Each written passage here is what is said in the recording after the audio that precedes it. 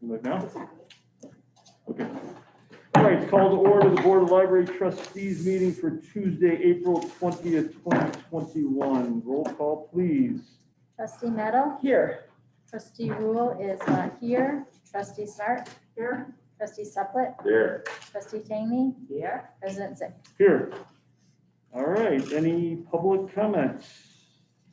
Comments? Nothing there? Okay. All right, good. Let's keep moving on. Liaison reports. Friends. Okay, I do have an update from the Friends. Their election's completed and there are no changes on the board. They have sale dates set for this year. Their sales will take place in the parking lot. It'll be May 15th, June 12th, July 10th, and August 14th. Those are all Saturdays from 8 a.m. to 1 p.m. Their kids book sale brought in $495. That was the book sale that we had on the first floor of the library. They shipped 44 boxes of books to Better World Books, and they formed a new committee to manage fundraising outside of book sales. This was done in the past, and some will be membership focused and the other community based. They also approved just under $2,000 for a sewing table for the makerspace, and that's it. That's what I have. All right. All right, great. Thank you very much. Move on to the foundation. Lori. Hello. Hello there. It's good to be back. Good to have you. Person. It's, Zoom is great, but, Yeah. it's nice to see three-dimensional people. Yeah. So, in spite of the pandemic, we've been busy. Last month, our board approved $6,750 for the kitchen island extension, which had been cut, I think, Mike? That's correct. So we approved that. We approved $13,300 for the kitchen furniture and $3,900 for the cafe tables and chairs that will be located just outside the kitchen. Okay, We figured that was it fits. sure. I've also reached out to two of our advisory team members and a gentleman that we've connected with through an advisory team member. They all have connections to furniture companies and have said when we get the final list to let them know. So even though we have approved those funds for the furniture, we're asking for donations or discounts. So that hopefully will help, and it'll help our money go for this. We held a special board meeting. Are you laughing? I'd say you're really good. That was something I did.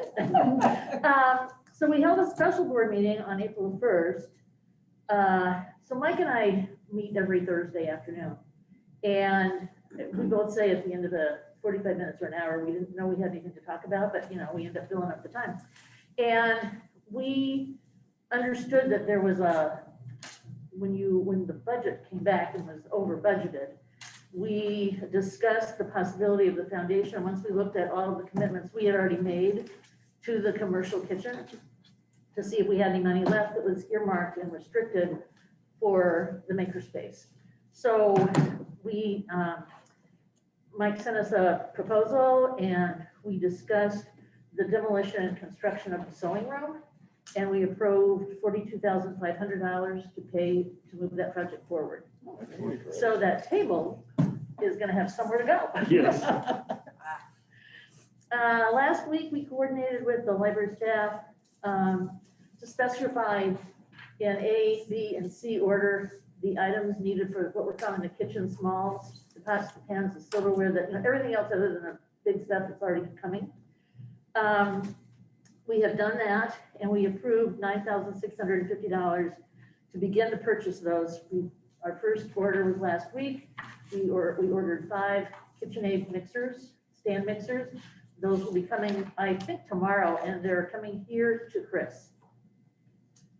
The other items that we've ordered, the A and the B groups, we tried to order storage items first, and then so we would have places to put the other smalls when they come in, once the construction gets moving on. So that's how Chris and Jack, I worked with Chris and Jack and Mike on that. So our board member Renee Schwimbeck organized a new community partnership with Sweet Cheese Bakery And she delivered 150 cookies to the library staff last week from the foundation, and thanks for all the work, extra work they've done during this crazy time. And board member Shar Padvani received a $250 in-kind donation of art supplies from Blix in Evanston. And they're willing to work with us or the library staff to offer a 20% discount on merchandise purchased in the future. Just at Evanston, or can it be Schaumburg? Schaumburg is closed.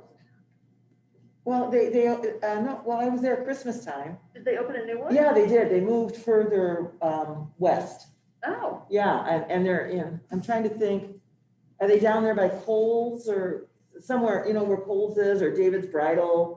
oh, sure. In that area, I Yeah, think. yeah. Yeah, it's on the north side of the, Okay. yeah, So they're no longer by Eileen Fisher. right, exactly. Okay. Yeah, because I thought they closed too, and then I looked them up and found them, that they were there, so, So I think I'll have Shar check on that. yeah, because that's a little closer, you know, for Mhm. buying stuff.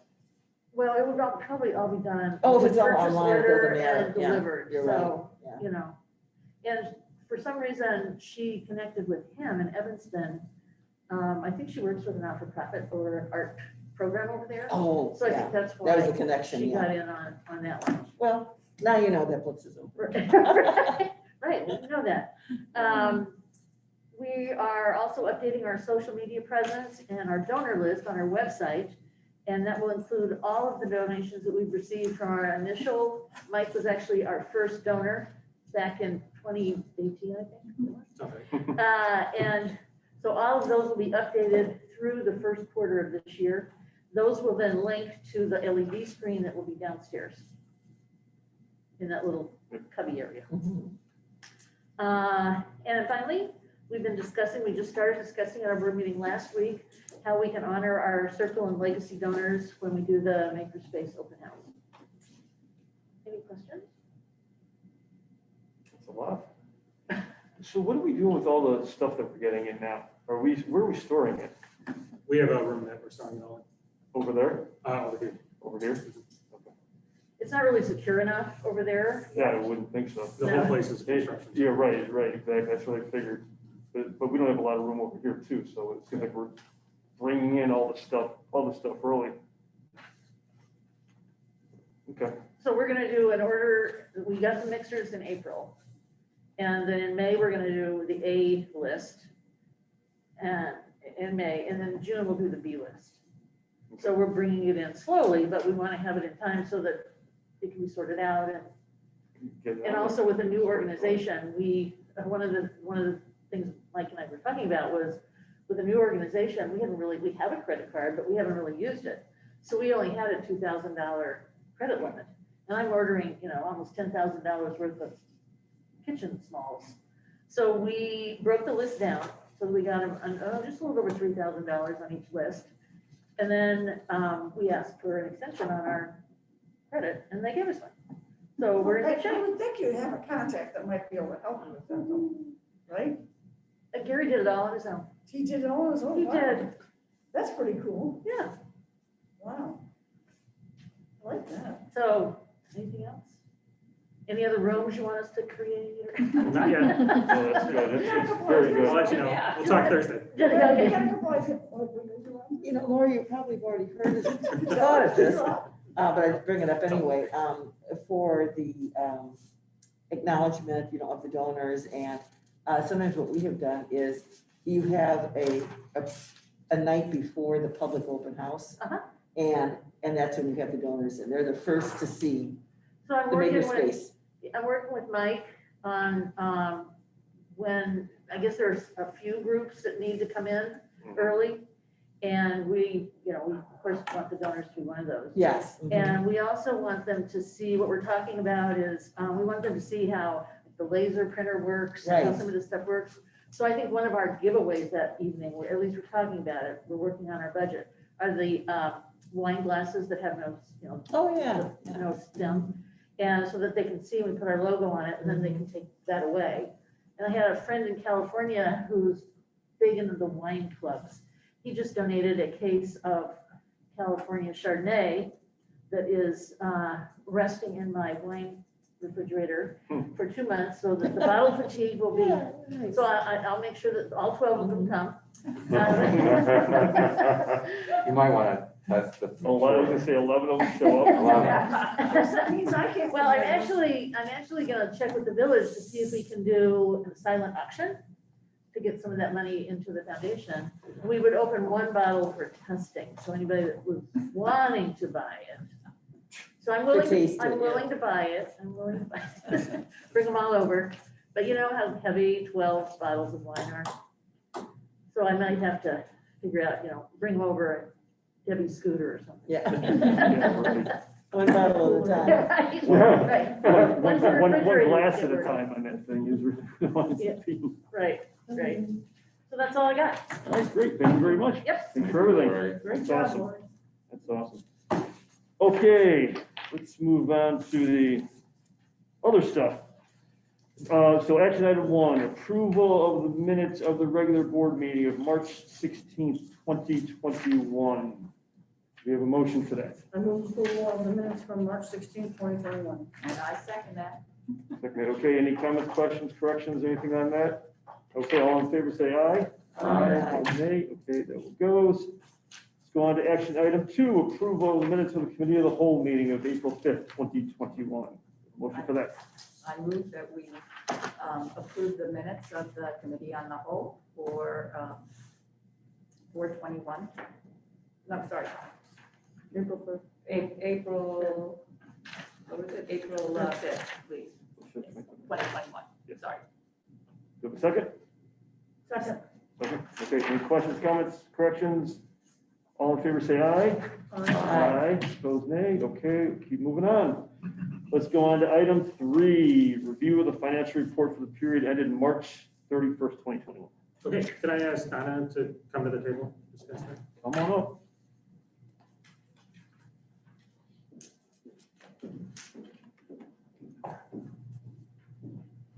All right, hi there. Hello. So on the revenue side, in March, real estate tax revenue totaled $4,891,332.59. And the village distributed our portion of PPRT in the amount of $68.42.30. Copier printer revenue totaled $27.91.50. Lost item charges totaled $611.80. Collection fees collected were $110. March interest was at $116.78. And we received revenue from Friends of the Library. They reimbursed us for interior landscaping and 2 Dan and Raymond programs totaling $1,173.94. We still got $110 in late charge, so is that just because somebody decided to pay a fine or something like that? The 110, Yeah. that is actually their $10 charges for collection fees that we take in. So 11 of those. Let's see, on the expense side, 25% of the fiscal year lapsed, and we've expensed 23% of our total operating budget. The favorable variance is $340,980.75. And then when we're looking at the dashboard, in capital projects, the Miller Picking Unit capital project is underway. Bids will be opened on May 10th, and they'll be coming back to the board for approval on May 18th. And no expenses have been involved in this project to date. Engineers will be assessing Kids World staffing areas, and there are no expenditures to report at this time for that. And then, of course, construction's underway for the makerspace. So we've spent, there's line items on here, $67,629 for electric construction to date, $1,007 for third-party engineer inspections and permits, $57,465 expended on plumbing. HVAC expenditures to date are $71,082. Roofing, $81,140. Fire protection, $6,300. And our project manager total right now for this year is $13,348. Demolition, $35,640. Architect fees this year are $1,869. But keep in mind, these totals will increase as construction progresses. And for this particular project, 32.2% of the overall construction has been expensed. So the total of the capital budget expenditures is 16% right now. And then check register in the day. Okay, so that's everything for the financial report. Any other questions? Anybody have any more questions on that one? Okay, let's keep moving on to the action item for you. Review of the check register of the period ending March 31st, 2021. Excellent. I have a few checks to highlight. On page 1, check number 81562 for Amazon. There's an amount on here I just wanted to talk about. It's $74.69. But we purchased a counterfeit bill detector. Yeah.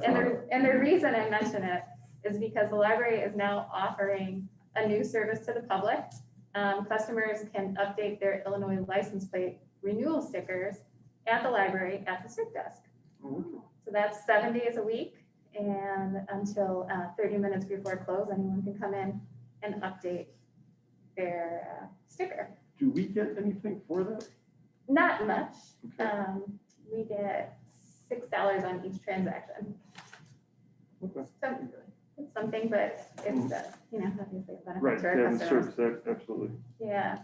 Also on page 1, check 81611 ILA conference, $700. So this is 12 staff members are approved to attend Reaching Forward.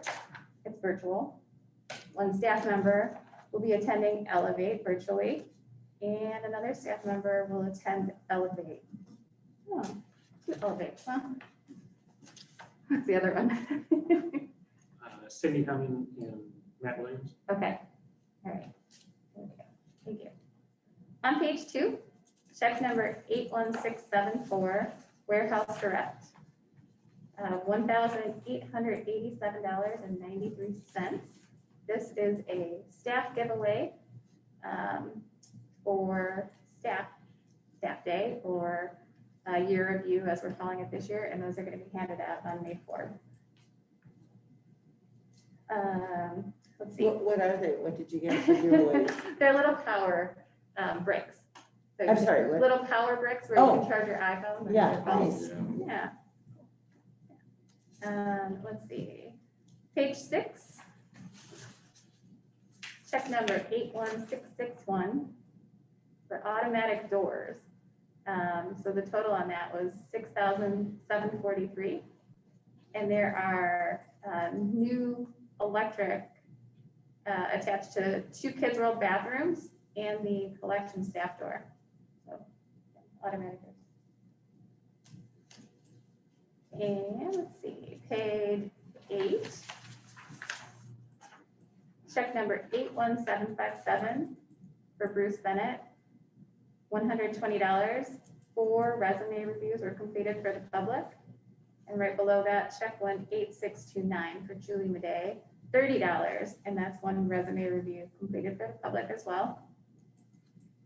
And then I have one more to note on page 8, check number 81560, Alternative Communication Services for $250. And this was live closed captioning for programs to allow access for more customers. Excellent.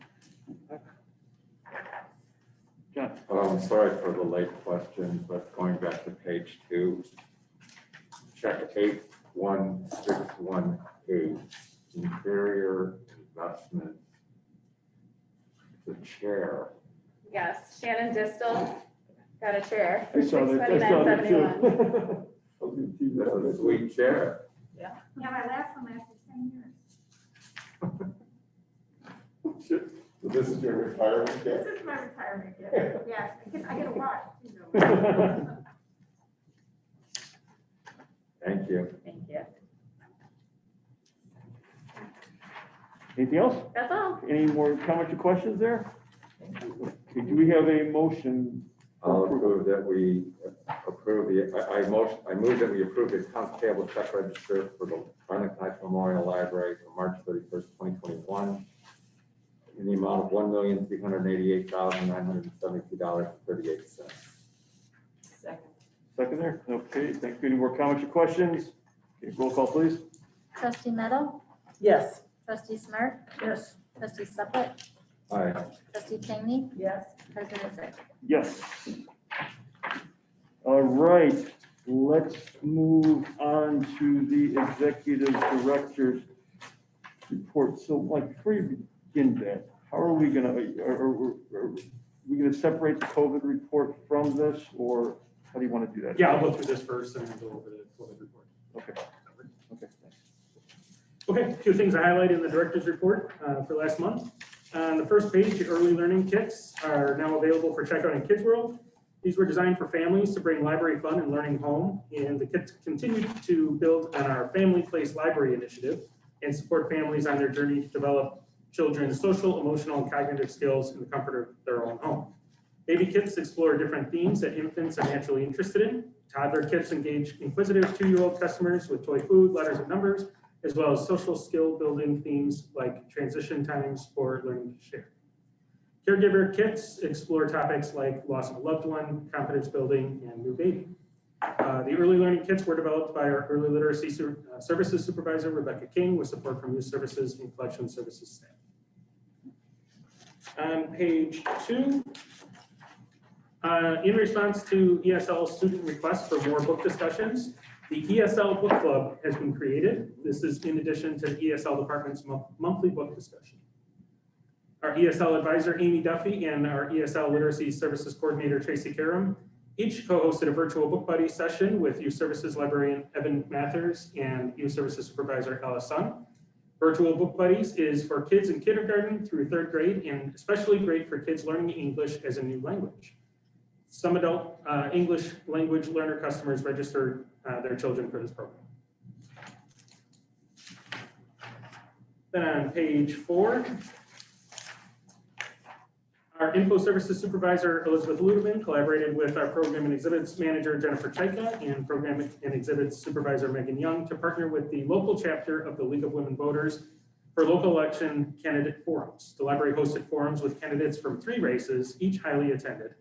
Our Village of Arlington Heights Trustee Forum with 225 people attending, our School District 25 Forum, 229 people attending, and School District 214 with 166 people attending.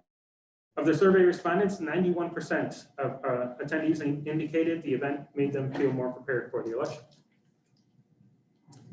On the next page, page 5, on March 31st, our circulation assistants, Mary Weber and Rakshana Akhtar Azim, myself, info services assistant, Laura Wertel, and info services librarian, Barb Powers volunteered to support the Arlington Heights Park District's COVID-19 vaccine program that took place at Arlington Ridge Center.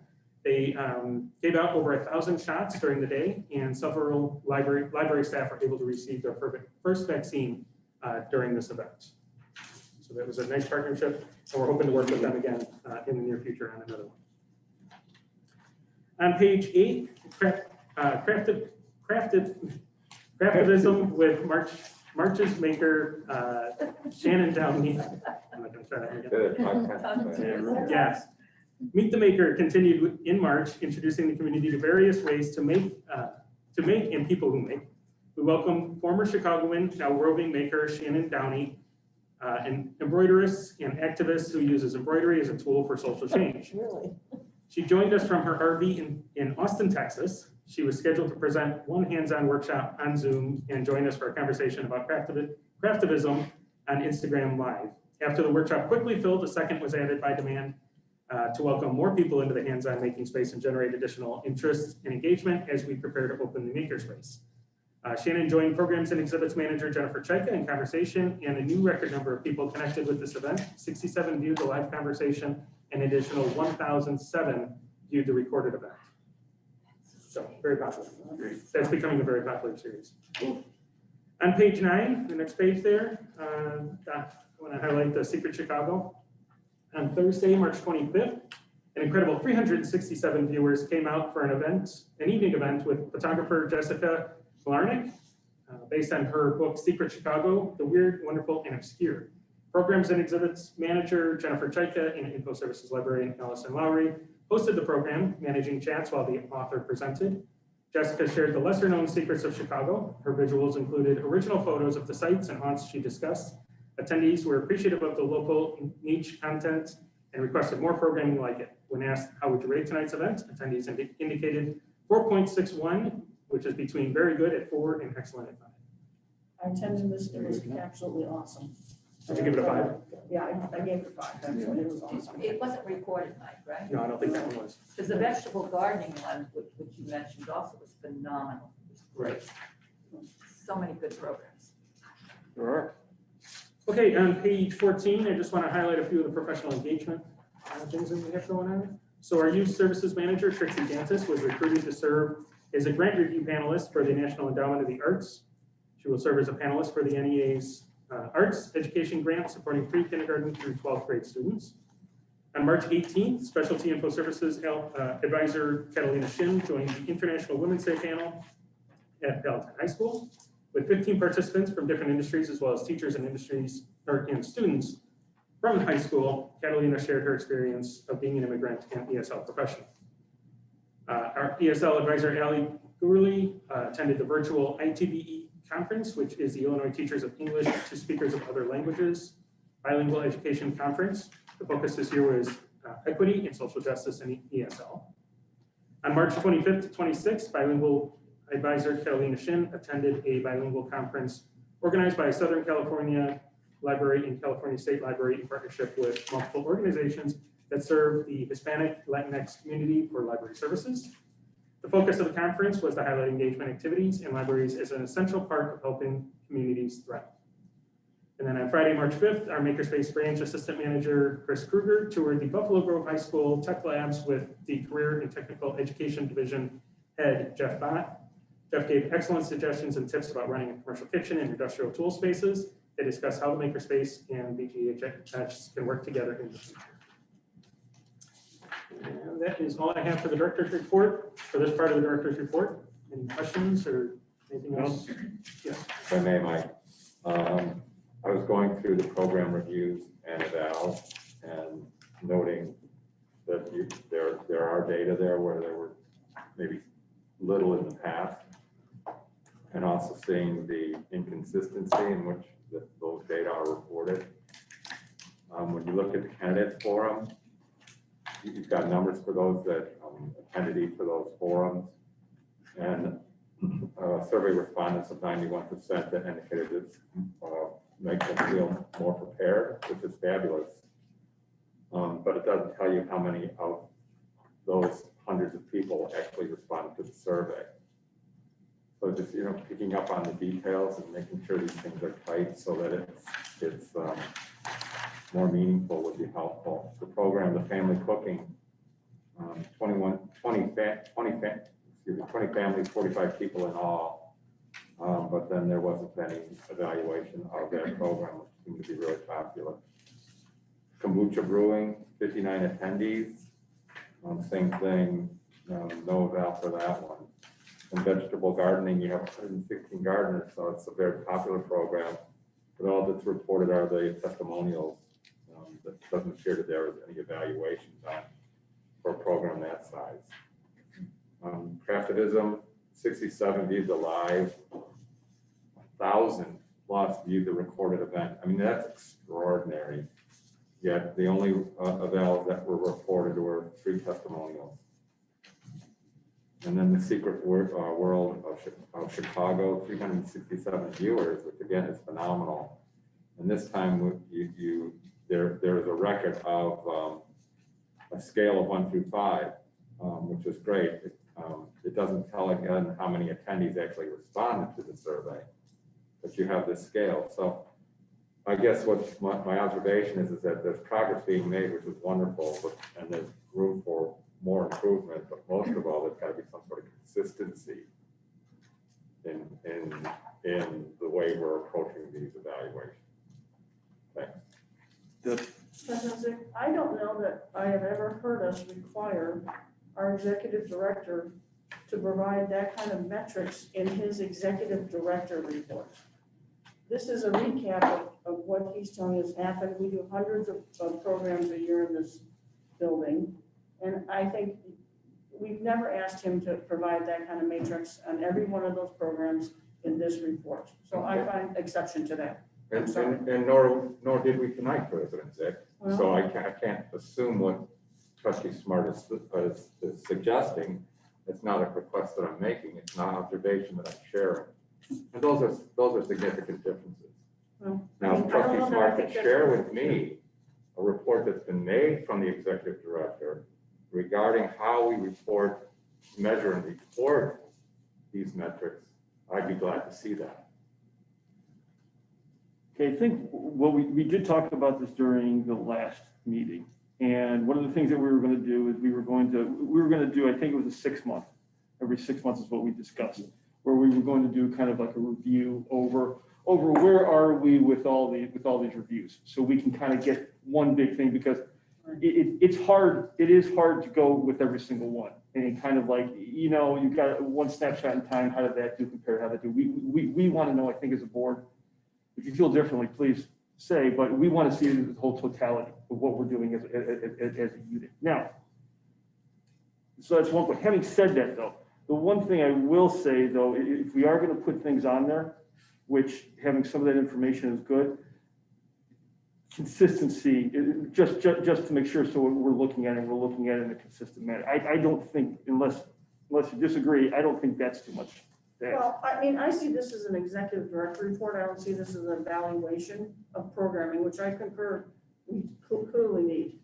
And I totally agree that we need to have some common measurements and matrices to do that. I'm not in disagreement with this. This is a executive summary report. This is, and I don't know that I necessarily have a problem with him mixing it up a bit when he talks about various programs. But I do believe that what we need is, and what we've asked for, and we should get, is this 6 month review where we have some real measurables. But I don't think it's fair for us to all of a sudden say, hey, this is what should be in this report, and you should be having it in here, when we really haven't communicated that to him. That's my issue. We have never told him that he should have every one of these programs in here should be consistently measured the same way. We've never said that to him, and that's my issue. And if you're saying that to him now, then we should be very clear on what our direction is. And I totally agree. What I think I'm saying, whether it's coming out or not, right? If we're going to put the information in there, if we're going to put in there that we got good response, it should be kind of in a manner that's consistent with everything else. Now, having said that, I don't know if that's necessarily where we need to go with these monthly director reports. I think what we need to do, and we've been talking about this for a long time, obviously, is get to that 6 month span where we're doing it. And I think at this particular point, and trustees, please, if I'm going off base, please correct me. We need to see a plan for that. Let's just kind of sit back and kind of say, okay, this is what we're going to do. We're going to have this on the docket on June, whatever that board meeting is. And this is the information that we're going to present. I think that will get us to the point where we know where we're getting to. Does that make sense? Am I making sense, Carol? And where are we getting to? What are we looking for? Are we looking for how many people attend, cost per person, per program? What do we want to learn from these statistics? Customer satisfaction. So it's more customer satisfaction. I don't see this as a tool for me as a trustee to use to make decisions as to how we spend programming money. I see this as a tool for me as a trustee to explain how we support the programs we do. And so it's truly customer satisfaction. Okay, so, but having said that, getting back to Carol's question, is what do we want when we do something like this? What exactly kind of data do we want? You know, are we talking about, we want to see what average attendance is based on, and I'm just going to tell my head here, again, I'll say this again, if I'm wrong, just go correct me. you know, attendance versus plan, you know, versus the maximum perhaps. The results of any survey that we had, I suppose, and where we're going to average overall all of them. But do we want one number there where we're sitting there where we've taken all the averages of every single survey that we've done, and out of 5, you know, we're getting a 4.23, you know, out of everything. I don't think what we want is a list of every single program that we've done a review on, because that's minutia that we don't want to get into. I don't want to make you put into a report either. So I guess that's really, customer satisfaction, that's really the only question I think that we have any kind of empirical data for. And so that's a very easy number. I shouldn't say easy because I know it takes a lot of work, but it's a one thing that we have to go to. That, Okay, so I don't want to be the devil's advocate, but I'm going to bring up something because it happens to me all the time, and it happens to every consumer in the United States right now. So let's say we have a program, we have 75 people attend that program, and let's say only 25 of them decide to do the survey. How many times in America today do you do something and you're asked to take a survey afterwards and you don't do it? So that would be my only catch-all to this, is are we really going to, is it really fair to evaluate the success of a program or satisfaction based on the people who fill out the survey versus the ones who probably loved it and didn't feel the need to fill out the survey? That's my only question for y'all. Well, that's the problem with every survey. That's right. If you don't have an adequate response rate, you can't do anything with it. It just doesn't make any sense. And you're right, it's a very biased sample. Mhm. That's the issue. So, but I think the issue is, I think it's up to Jennifer. I mean, she wants to know what programs are most successful. That's what she wants to know, so that she knows whether or not these are worthwhile, you know, doing again, and people are going to continue. It's certainly a lot more, it's potentially easier in a Zoom type environment because you can track much easier than people walking in and out. It's less, but as far as on the same Likert scale that could be used, very simple, 1, 2, 3. Maybe we need to make it simpler. Maybe it just has to be one or two questions, and that's it, done. You know? Well, and, you know, and to tell you the truth, I agree, you know, Jennifer is, I assume it's Jennifer that's tracking this, and because she wants the program to be successful. But, you know, you can't, I mean, the more surveys you have, and if people are coming back for these programs, the less response. I mean, it all depends on time. You know, I'll get a survey, and if I have the time and the inclination, I'll do it. If not, I delete it. And I almost think it would be better to do the 6-month and then survey a portion, you know, of programs that are going on within that period, that month, and survey them for that month.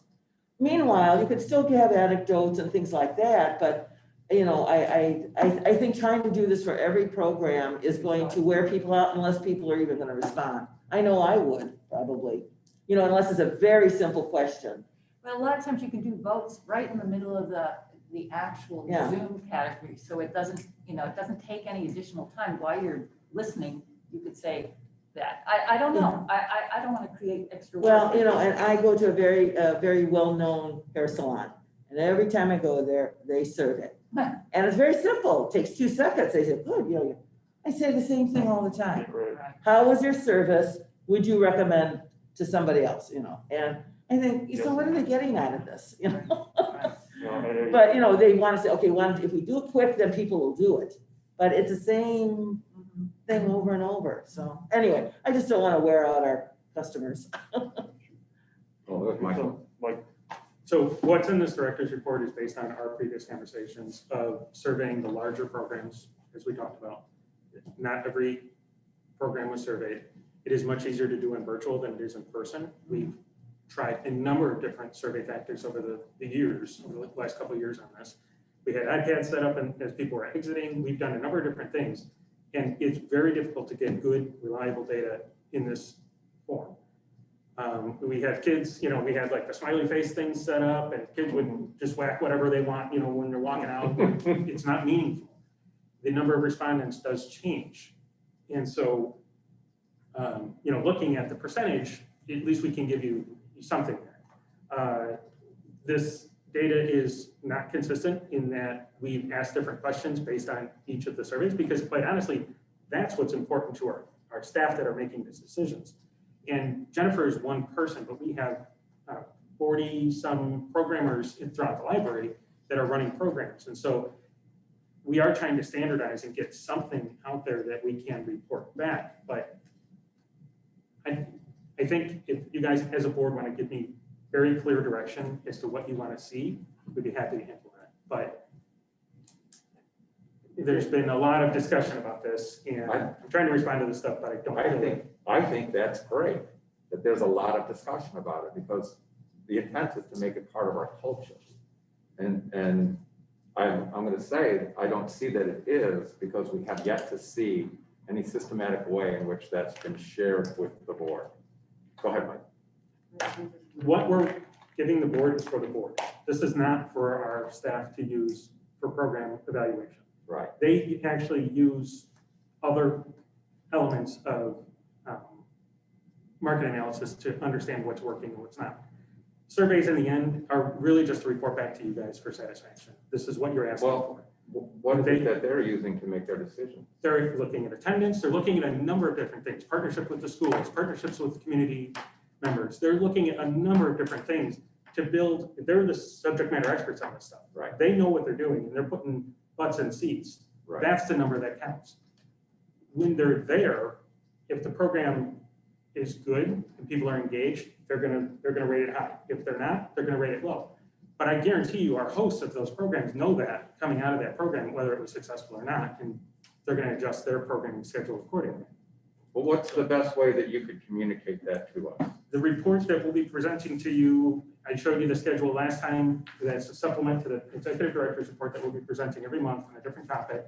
This time it's a COVID-19 update. We have programming is on the document. I don't remember for which month, but it's coming up in a couple of months.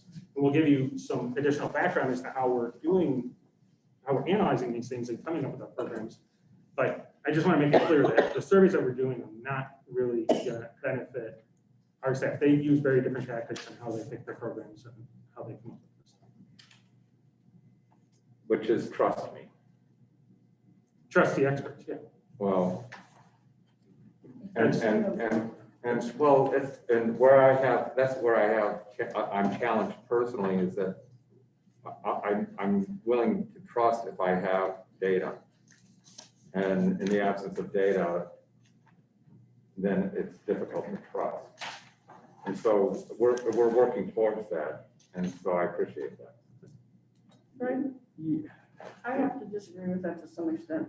Data is only one component of how we should be evaluating programs. Customer experiences is where we've gone as a culture at this library. So I actually disagree respectfully with Trustee Sutherland, that all you're going to look at is data. That is inappropriate. But again, I didn't say that, Debbie, and I wish you'd stop putting words into my mouth. But I didn't say that. I said, I asked for data. I said, this is an observation. And twice now you put words into my mouth that really skewed the meaning of this discussion. You said I trust the data, but I I do think there's trust more the things data. and experiences. If a But person comes it up to has us to be and more tells us than they love it, 4 testimonials that come after the end of a program that had 65 attendees and 1,000 viewers. Hmm. I mean, 4 testimonials from my aunt, my uncle, and my 2 brothers is great. But I can't trust that. That's not systematic. Well, here's the one thing that I think, and I think this is what maybe is clouding a little bit, John, is I don't know exactly what we're trying to get to. Right. I understand your concern that you want to make, that you want to see some overall thing that says we're going in the right direction.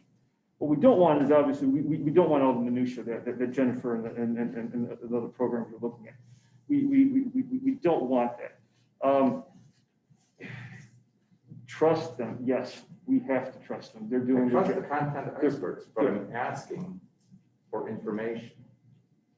Okay, I think what would probably be better is let's take this offline, just you and me, and let's sit down and let's kind of hash that out. Okay, a little bit, if that's okay with the rest of the trustees. I agree.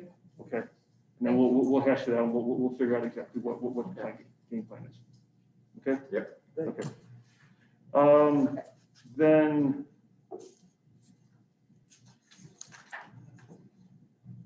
Yeah, I was gonna see if they had the date on there, we could do a program. Okay. Okay.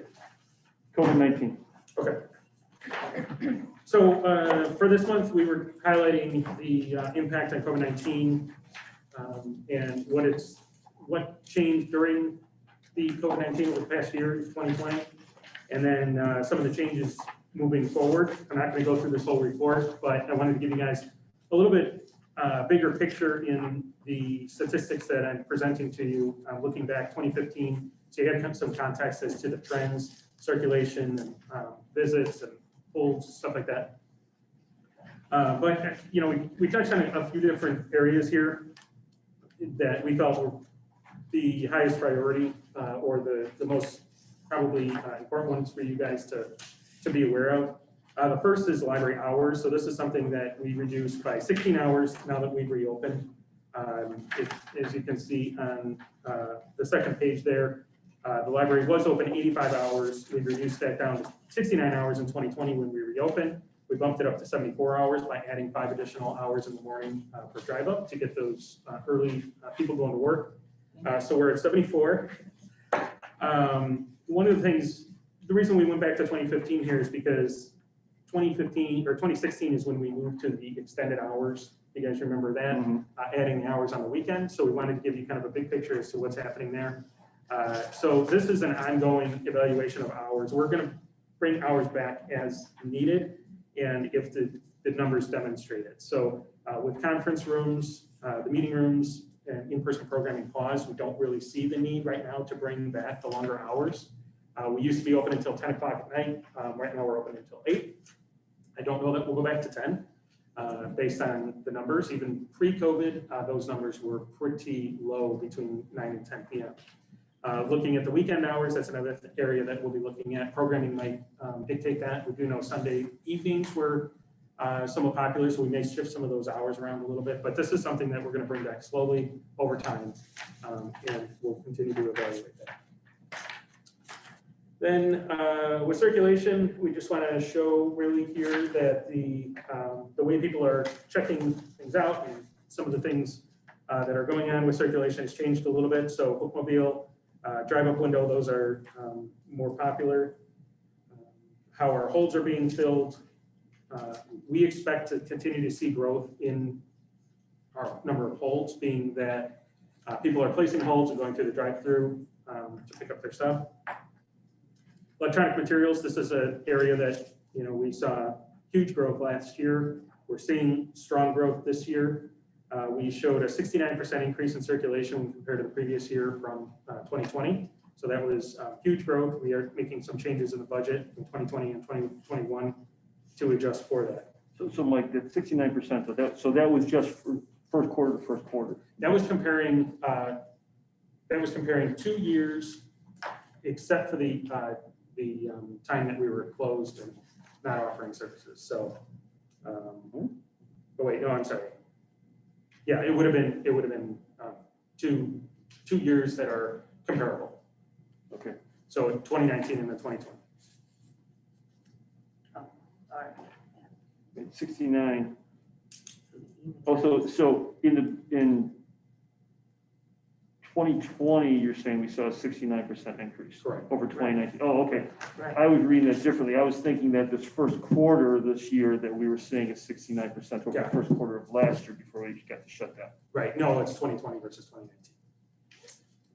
So, and you can see, at first quarter, we're at 100,000 checkouts. In 2021, on pace to where we were last year. So, and outpacing a little bit.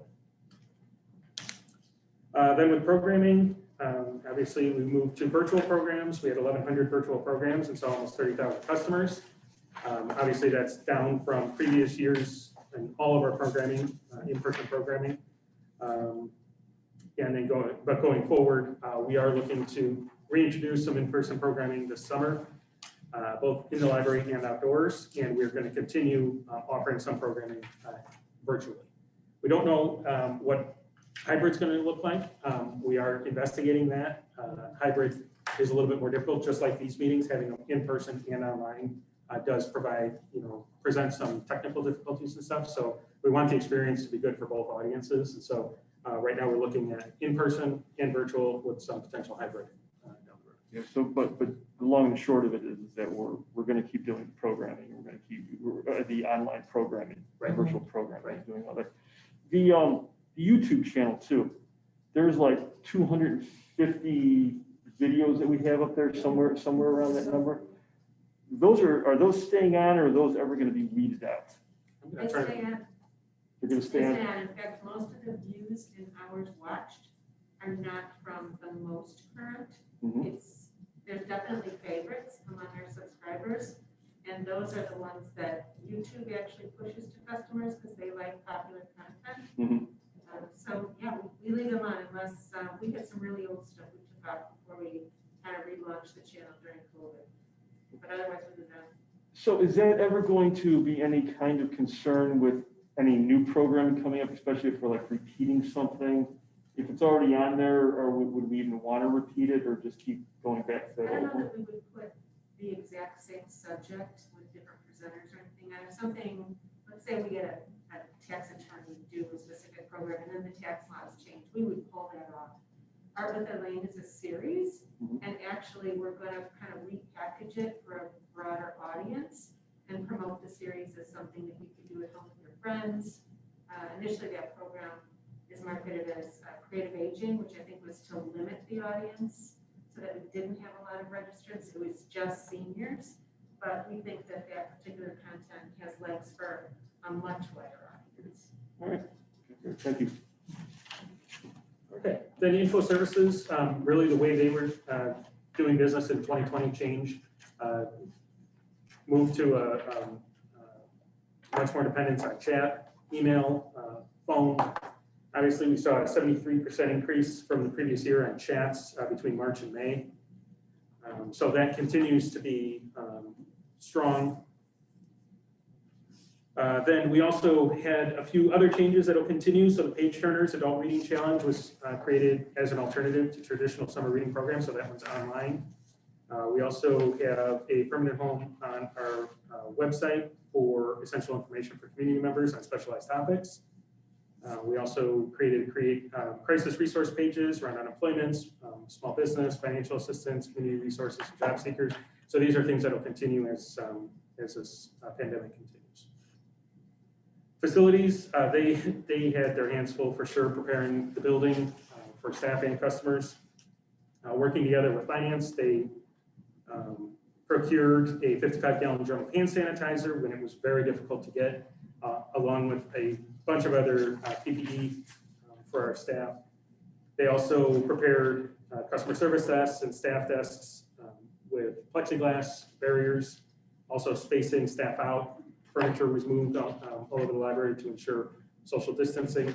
They continue to move things. I think there was a social media post yesterday or today about putting out the chairs for additional seating. So we are continuing to make some of that stuff available.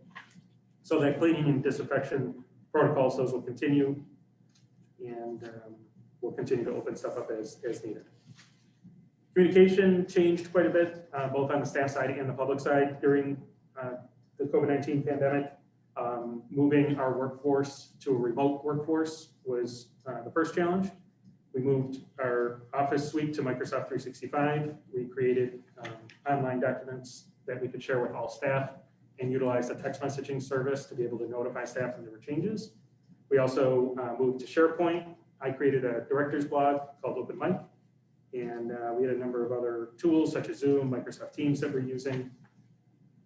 Let's see. And then on the public side, we've used social media in a much more intensive way.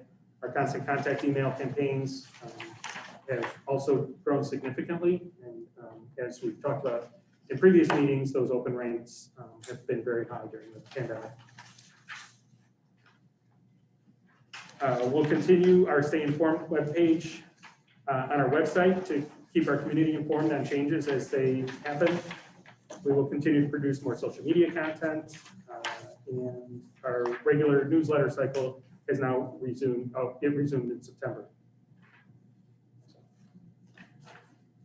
On the staffing side, we had implemented a hiring freeze for all vacant positions as they came up.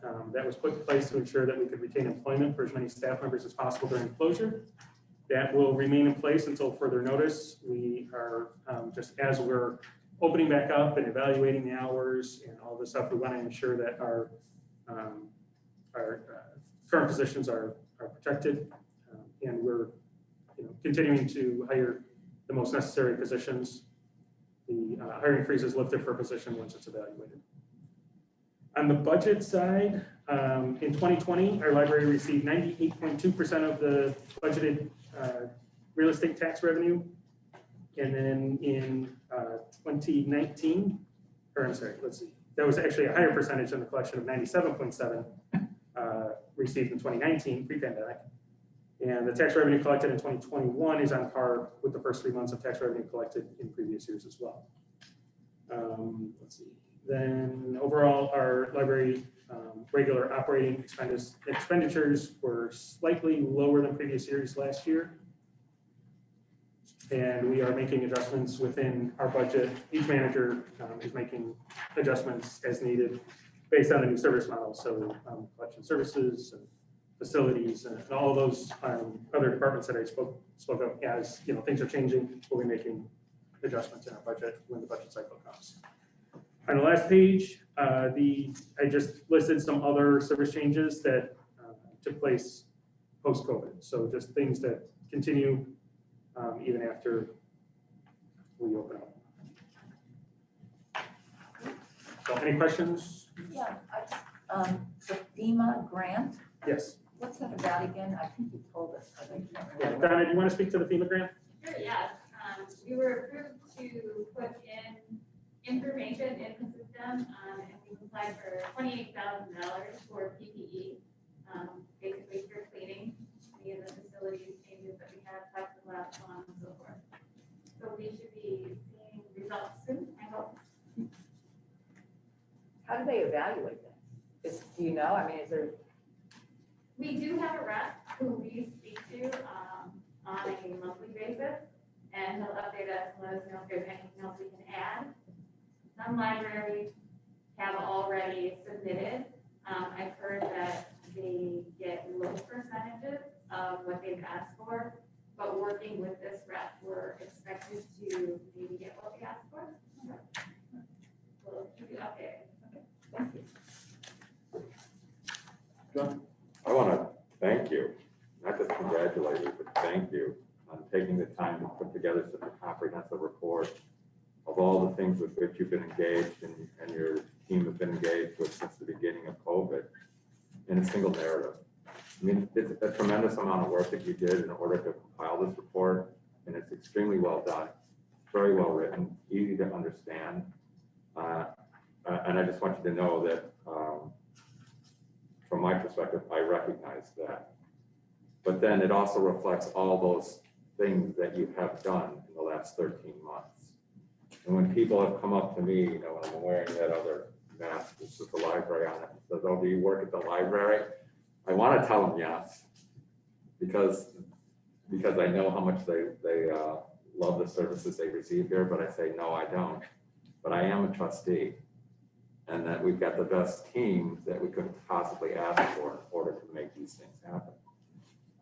And the point being is that they recognize the person on the street, the person who came up to me at Ace Hardware, recognizes all the things that are being done from their interaction with the component of the library that's popular to them. And when you put that together as a community, it's an extraordinary effort for which, we get credit as trustees, but which is truly yours. So thanks for the time of doing this. I know that's a lot of work. It's an excellent report. It's truly tremendously meaningful and makes my life sitting around this table that much easier. But then to you and your team for having done it. Thank you. And all those guys back over there contributed to this. Yeah, excellent report. I did have somebody come up to me at my building where I live and made a suggestion because of her experience with the staff. And one of the things that she said is, she was so afraid in COVID of being so isolated, it was terrifying to her. But through chats, and then now later with the library, she's been here a couple times with appointments. The fact that now she has gotten some confidence in technology to know how to do things like Zoom and go out and check out ebooks and things like that. And I think I talked to you about the fact that she was actually crying when she was talking to me about this. In many respects, she believes that might have saved her, that she could have been in a very dark place. And I'm just gonna say that I think we have an opportunity at the library because of our community and the age factor we have here in Arlington Heights, that we really could take a very strong incentive about reaching out more in more concise manners to seniors in particular, and really help them continue to get over this technology bridge that they're having. And I think we could really get some really deep help to some people that really need it. And I would almost like to say, if you guys could consider that going forward, but I'm gonna tell you, this lady clearly told me she believes that the library might have even just saved her personally from going to a very dark place. So you should be very proud of that. I mean, she was crying. I was crying too, and I don't really cry. But it was quite compelling, and it's all what's wrapped up in this report, so thank you. That's great. Which brings to mind, the data that you're sharing on the senior center and how it's really not being accessed to the extent it was before COVID. And there's a lot of obvious reasons for that. I think when the time comes, we should throw our support behind you to really go out there and remarket, rebrand and reposition and reopen the senior center. Because I think once people are comfortable and get back to their routines and that's part of it, stories like Debbie's will come out more frequently and we'll have a lot of success there.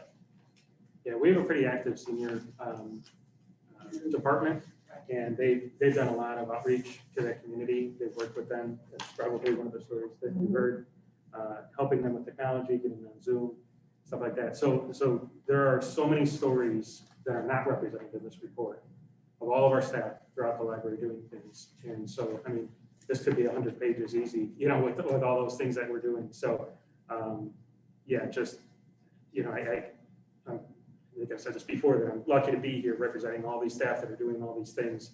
And so it's really a thanks to them for pivoting in this past year and doing all these great things to pivot for our community during this dark time. Yeah, I'm just gonna throw in here one last thing, I suppose. I agree with everything that is said. It was a great report. It was a great thing that the library and staff and everybody did. All you should, applaud yourselves for what you're doing. The two things I was thinking is, one, and I know this becomes it is a public document, but it might be something that we want to emphasize, just kind of, if you want to see, the report on what we did over COVID, put it maybe a little more front and center on the website. It's up to you guys on what you want to do on that. But the thing that's going to be the most interesting to me is when we come up to budget time to see how all these changes and how they affect everything. Because my guess is that budget this year is going to look a little bit different than it did the past few years. To see how it all affects, to keep everything in line, keep everything going in the direction that we need to do based on what you got here, what we did. Yep. So anyways, that was good. Great. Good. Thank you very much. Any other questions? I very much have I was just gonna say that Mike has a message to the community on the website that kind of gives a short overview of this information, not real long, but it's a message from our executive director. So Okay. we did want to give that to the public in some point. Okay. All right, There's great. a nice picture of Mike. It's nice. This is a great report. I had to read it twice, and I knew I didn't even get everything after reading it twice. But it was a lot of great information in there. So thank you. And those are the type of things, obviously, we've been talking about. We're talking about programming and stuff like that. We're going to be seeing every month. We're going to be doing some type of review like that, correct? Okay. All right. Very good. I lost my agenda. Where are we here? Okay, let's go on to action item 5, extension of the temporary policy due to COVID-19. Okay, so to continue to pivot and do all the things that was in that report, we would like to propose the extension of the temporary policy due to COVID-19. So this gives, pretty much amends some of those policies to allow staff to make some changes rather than having to bring these changes back to the board to amend or to change our policy permanently. So this policy, or this temporary policy, was discussed at the committee of the whole meeting on April 5th. There are a few changes here. The reference from phase 4 to phases leading up to phase 5, and that was in response to the addition of the phase 4 bridge anticipated before moving to phase 5.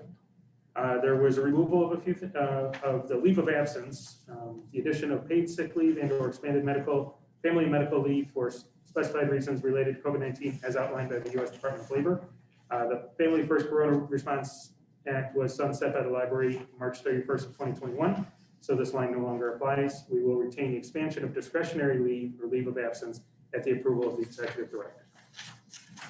Then the bereavement and policy, or personal leave, personal time is not restricted to half-hour increments. This was included in the changes with the personal leave policy update, so that is no longer needed.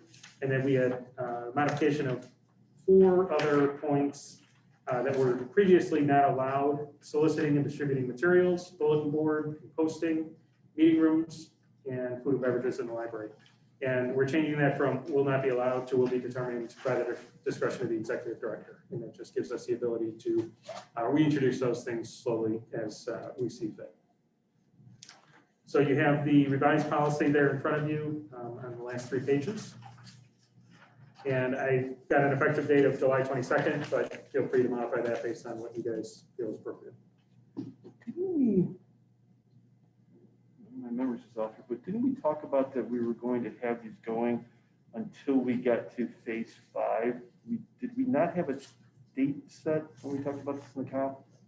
Or am I misremembering? I think we only go 60 days out and to see what phase we're in. Is that what we decided? Okay. For some reason I had in my head that during the COP we talked about continuing through until we got to phase 5. And then at that point, because you talk about it a little bit in here, and then at that point, everything reverts back to what it was with the policy. Yeah, I think, I don't know if it was that conversation or previous conversations, but the ability for the board to weigh in on it every couple of months, plus these changes that come up based on the changes of, COVID or CDC guidelines, IDPH guidelines.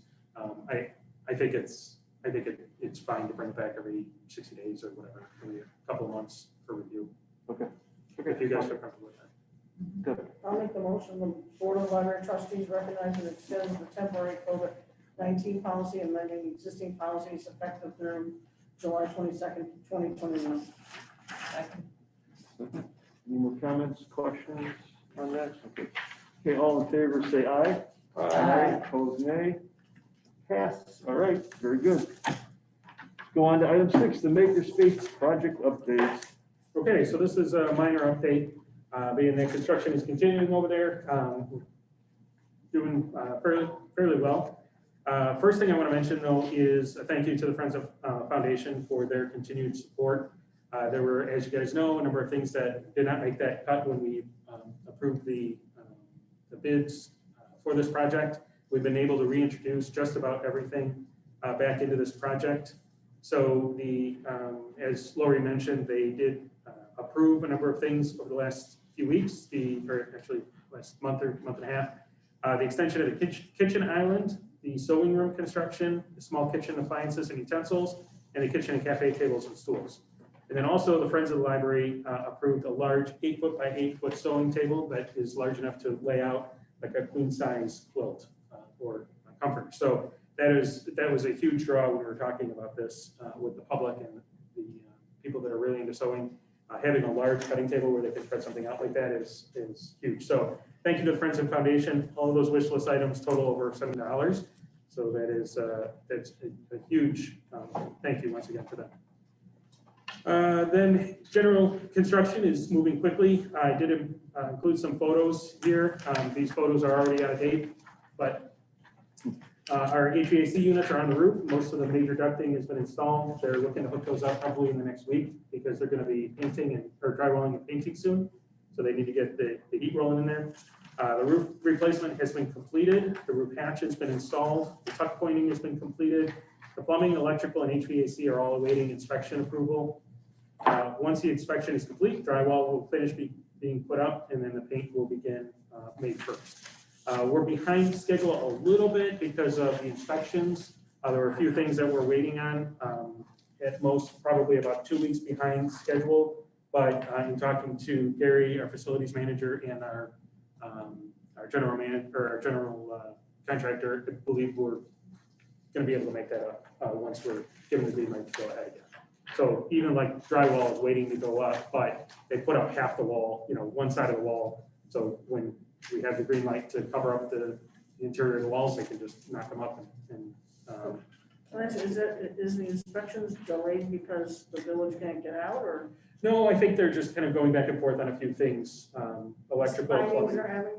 I'm sorry? Is it findings that they're having? Yeah. or- Yeah, and nothing major, they're just small things, but just kind of working those out. So we are hoping that the rest of the construction will actually make up for that time. We are planning end of July, still early August for open. We're going to be having a number of tours before then, before we open. We're going to have the staff there, the neighbors, the surrounding neighbors we'd like to have into the facility, the friends and foundation. We'd like to have the ability for them to come through, obviously the board. And then we'll probably be doing ribbon tying with the chamber, the mayor. Rotary has expressed interest in having a tour as well. Those last couple will probably be after we open. So it's getting exciting, and I wanted to invite you guys to come and take a tour of the space now while it's still in rough construction. Janet will be sending out invitations, and I'll meet up with you guys over there and take up to two at a time. Give you guys kind of an inside look now that like the demolition, all that's out, all the really nasty stuff's gone. I think it'd be a good time for you guys to get in and see what it looks like. Okay, excellent. One thing that came up, I was thinking about yesterday is this whole sustainability thing in the professional and business world is just becoming a huge thing. And we're going to have a lot of waste streams, for lack of a better word, a lot of garbage going on there. Have we given any kind of thoughts to the kind of the impact that that's going to have, or if there's ways that we can recycle that stuff in an efficient manner? Like the plastics and stuff? Everything. Because there's going to be a lot of garbage, there's going to be a lot of scrap, and there's going to be a lot of everything that's coming out of that heat. If there's things that don't have to go into a landfill, some way that we can figure it out. Yeah, I think that's a great suggestion. We'll look into something. Maybe we can partner with Groot or someone who's ever providing our disposal. Yeah. To That'd be to great. get special recycling for that stuff. Okay. Cool. Yeah, great idea. Very good, very good. So, Anything else? How old are these pictures? They're about 2 weeks ago, or? Probably about a week and a half, 2 weeks. So like, and they're minor Right. things, But the ducting in the main space, they've got those are a little bit more finished off. The electrical, this panel, I think is pretty complete. The roof has the HVAC system components on it. So just little things like that, but it gives you the idea of where we're at. Okay. But they're moving very well. Good, and thanks for putting together to get us in to kind of see where it's going. Yeah.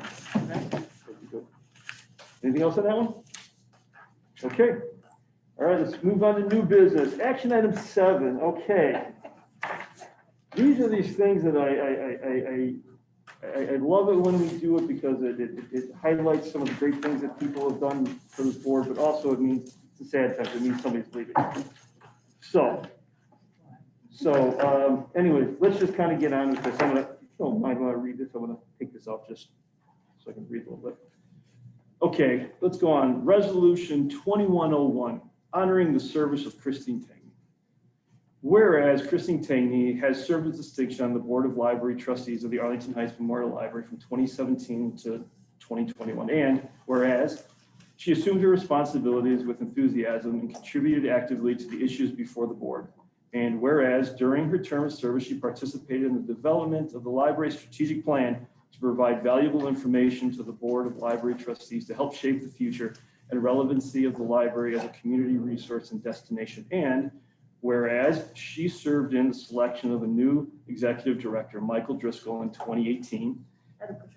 And whereas during her term of service, Christine Tangney participated in the acquisition and design of a new community makerspace focused on providing the next generation of library services and encouraging the advancement in technology and expertise offered to library customers.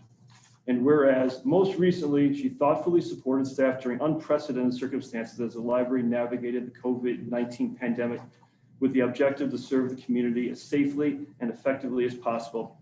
And whereas Christine Tangney is well regarded for her sound judgment, her commitment to the library's vision, and values her knowledge and her knowledge of the community and its needs. And whereas she served the library and the Arlington Heights community with distinction by advocating for diverse, high-quality services, fair and equitable policies to encourage library use, and excellent customer service. And whereas she was a strong advocate for the equitable access to library services, did I read that right? And sources, and participated in the implementation of a fine-free library. Did I read something double there? I did, I apologize. Therefore, be it resolved that the Board of Library Trustees recognizes and sincerely thanks Christine Tangney for her 4 years of service and for all she has contributed to the library and to the Arlington Heights community. And furthermore, be it resolved that the board extends its appreciation along with its best wishes for success in her future endeavors, adopted the 20th day of April 2021 by the Board of Library Trustees. It's been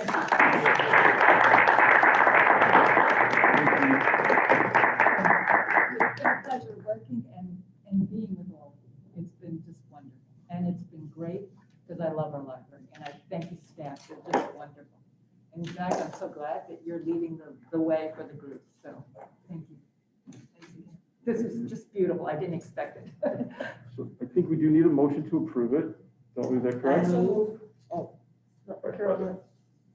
I move that we approve resolution 2101, honoring the service of Christine Tangney. Second. Second. All in favor, say aye. Aye. Thank you very much. We do have 2 more meetings though that we need you. I know. Okay. Deb reminded me. So don't forget that. You're not quite done yet. Right. Okay. Okay. All right. Couple things here as we go into other. First of all, I don't know if you guys got a chance to look at, I don't know if we've done a video like this before, the 2021 Service Award video that we've got out there. I don't know if you guys have a chance to take a look at that, but it's fantastic, the amount of people that we've had for here, and a couple people for 35 years, that have been part of that. And it's also very touching, the memorial that you've got on there too. So excellent thing that was put together on that one. We do have one that we're going to present here for 15 years of service, and that's to our own Mike Driscoll. Oh. Thank you very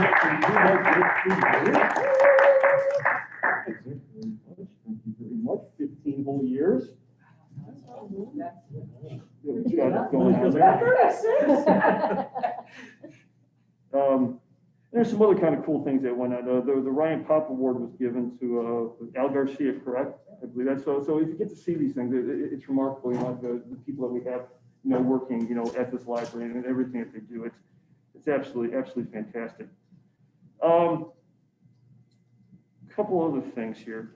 So John Carroll and I, over the weekend for the ILA, we participated in the forum for DEI. And it really gave a lot of good information. I think is what's going on, and I think it's just something that we always have to remember how important it was. They gave some good ideas of things.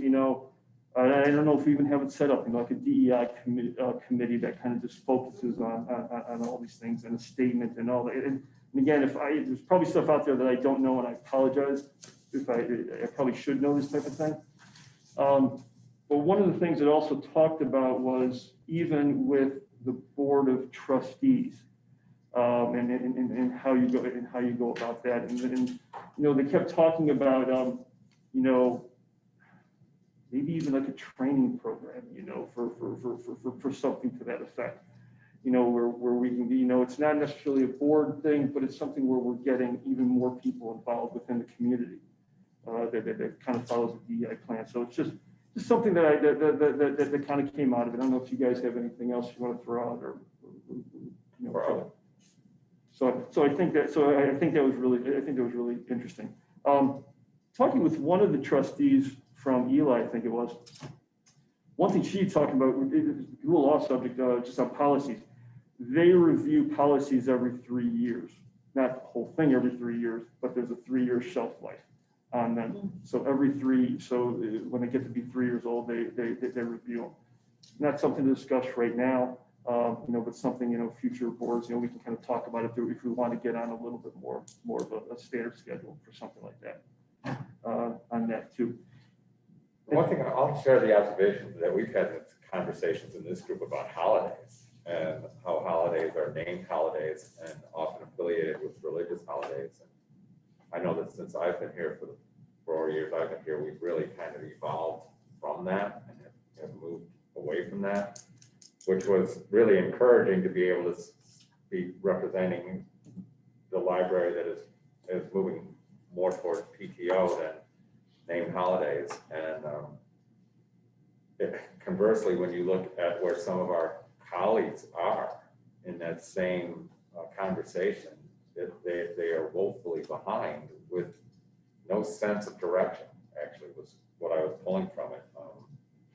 And I feel badly for those that are in those circumstances, but I'm glad to see that we are evolving in that way, and hope that we continue to do so. Because for the moment that we were on that program, my reflection on AHML was that we are again a leader in that area. Absolutely. There is actually a United for Libraries work group on that, on DEI, just so you guys are aware, of which I'm actually on that now. Okay. So they are working on the issue, and they realize it's generational to some extent, and 2, they realize they're behind. Because the ALA has actually moved pretty progressively on this topic, where I think United for Libraries and a couple of the other specialty groups underneath ALA's umbrella have not. So they are trying to work forward. I think there's a call next Tuesday actually on it, but you are right, we are a leader for sure. Excellent. So there is another on May 15th, right? There's a trustee boot camp going on, which I know are 2 new trustees are signed up for. So got that going. I'm actually signed up for it too, so I'll see you guys there virtually. I figured I'd use a refresher after 8 years, so probably a good thing to do.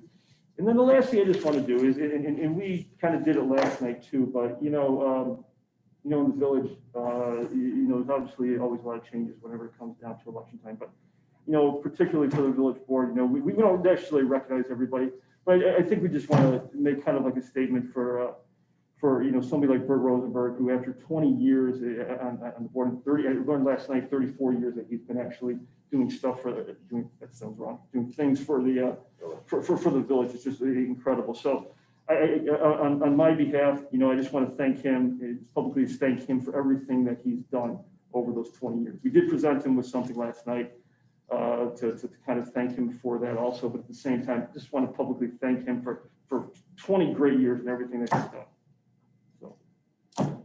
And that is all I've got. Anything I else? think we should acknowledge Greg too, kind of on. Oh yeah, I'm sorry. I didn't mean to. I didn't mean to slight Greg, and I apologize. I apologize for that. Greg's obviously done a lot of great things for the village. He's on the board for 3 years, but he's obviously done. I can't turn sometimes without seeing something that he's done for the village, which is fantastic too. And that's all I got. And if there's nothing else, do we have a motion for adjournment? I so moved. Sure. I second. Second. All in favor, say aye. Aye. Opposed, nay. And we are done.